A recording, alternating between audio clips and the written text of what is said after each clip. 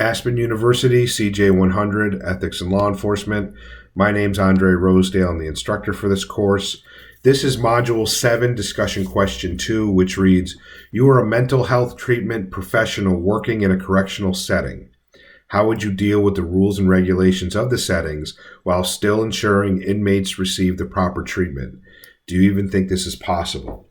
So I look forward to your response. Don't forget the APA requirement that we have, probably out of your textbook because you're getting the information for this discussion question out of your textbook. Mental health in corrections. I think in my experience recently being the past 20 years, currently and throughout the last 20 years, the mental health system in the United States is broken. There's a mental health crisis in law enforcement. There's a mental health crisis in first responders overall. There are more suicides per year in first responders than there are on-duty deaths.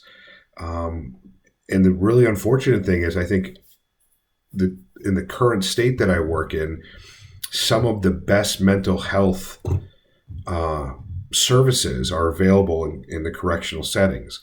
We have a campus here in my city that deals with a lot of mental health issues. We had a large hospital that closed down more than 20 years ago, and they just released people. It was like a locked facility. And now we only have one in the state that houses mentally ill criminals. And they bring a lot to our area, which is an open campus. They can come and go as they please.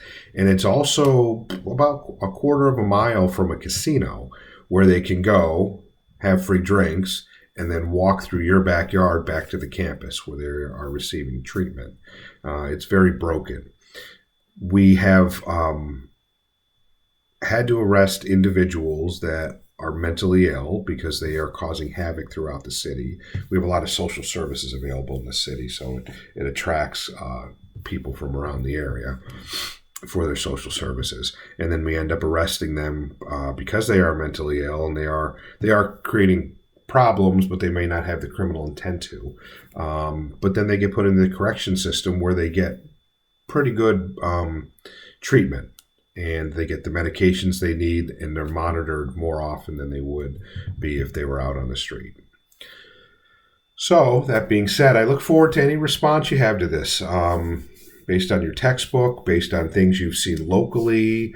Maybe there's a recent article in the paper or on the news that talks about something like this, or something that you as a public safety professional, whether it be corrections or police or fire or ambulance, because they do the transports to the hospital for us.